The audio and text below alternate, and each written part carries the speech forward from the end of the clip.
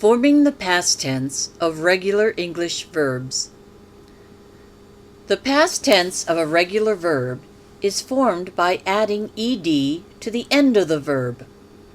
The ed at the end changes the meaning of the verb, so that the verb then means the action happened before now. Before now can mean just a minute ago or many years ago. There are 3 different ways to pronounce the ed at the end of a verb. The first sound for ed is ed. The ending ed is pronounced ed when the verb ends in a d or a t. So the past tense of plant is planted. The past tense of start is started. The past tense of rest is rested. The past tense of end is ended. The past tense of aid is aided. The second pronunciation of the ed ending is d. Ed is pronounced d when the verb ends with a voiced sound. If you have difficulty determining if the last sound in a verb is voiced, hold your hand in front of your neck while you say the verb. If you feel a vibration at the end of the verb, it is a voiced sound. The ending sound in open is n, which is a voiced sound. So the past tense of open is pronounced opened. The past tense of play is played. The past tense of call is called. The past tense of fear is feared. The past tense of snow is snowed. In each case, the final sound of the verb is voiced, and the ending ed is pronounced d. The third pronunciation of the ed ending is sometimes the most confusing, because it is pronounced as if it were a t. Ed is pronounced t when the verb ends with an unvoiced sound, a sound where there is no vibration of the throat at the end. For example, the k at the end of work is unvoiced, so the past tense of work is worked. The past tense of dress is dressed. The past tense of relax is relaxed. The past tense of talk is talked. The past tense of jump is jumped. The final sound in each of these verbs is unvoiced, and the ed is pronounced t. While you must listen to the sound at the end of the verb in order to determine the pronunciation of the ed, there are 4 different rules to follow when it comes to writing the past tense of verbs. Rule number 1. If the verb ends with an e at the end, you remove the e before you add the ed ending. For example, the word invite ends with an e. To make the verb mean did invite before now, remove the e and add ed to form the word invited. The ed is pronounced ed because the invite ends with a t. The word agree ends with an e.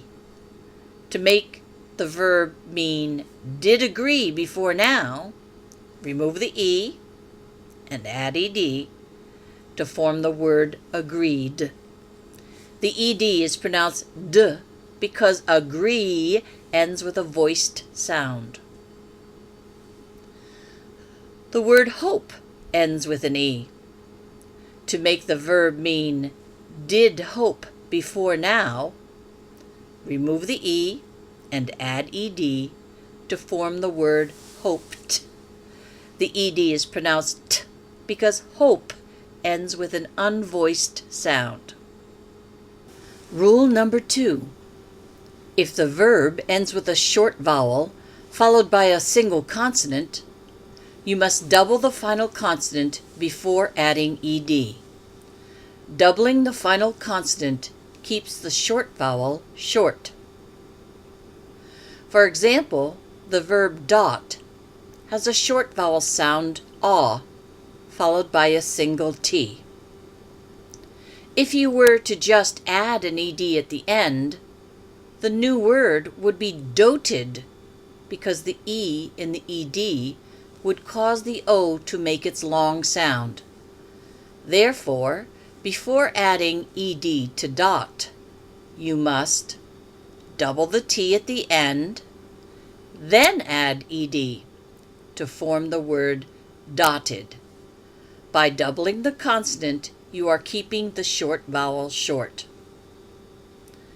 Similarly, to form the past tense of plan, which has a short a followed by a single n, double the n, then add ed to form the word planned. If you didn't double the n, the new word would be planed.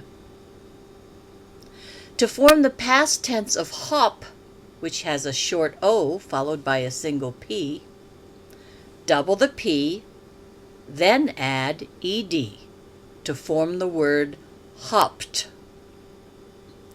If you didn't double the p, the new word would be hoped. Again, each of the 3 sounds for ed can be heard in these 3 words: dotted, planned, and hopped. See if you can explain the reason for each ed sound. The third rule for adding ed applies to verbs that end with a y. If the verb ends with a y, you almost always change the y to an I before you add the ed. For example, to form the past tense of try, change the y to I, then add ed to make the word tried. To form the past tense of carry, change the y to I, and add ed to form the word carried. To form the past tense of worry, change the y to an I, and add ed to form the word worried. There are exceptions to this rule, however. If there is a vowel before the y, you do not change the y to I before you add the ed. For example, to form the past tense of play, you just add the ed. And to form the past tense of annoy, you just add the ed.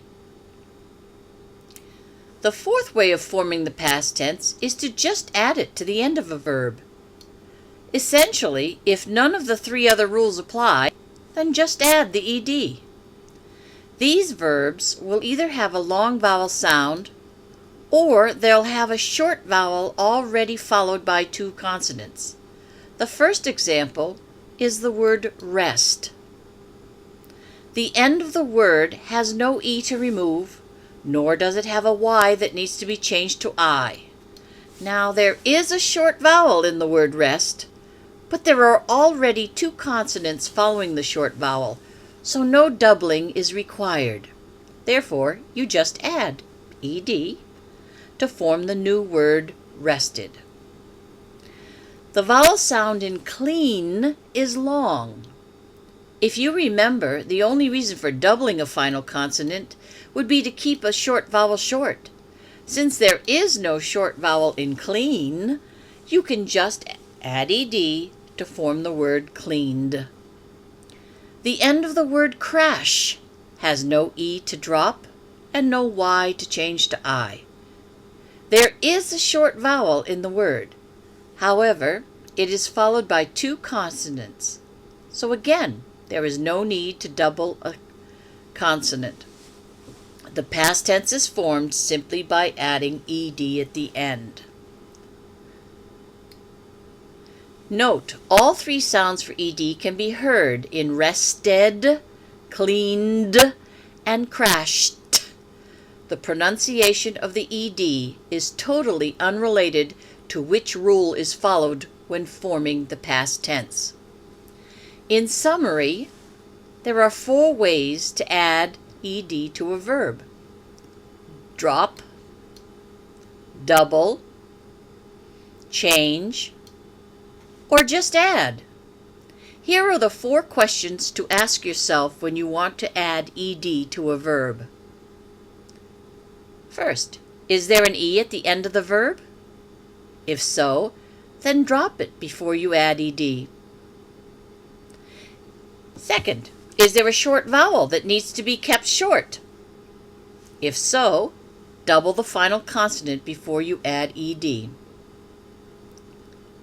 Is there a y at the end of the verb? If so, change it to y before you add ed. The only exception is when the y comes after a vowel. Finally, if none of the other rules apply, just add the ed.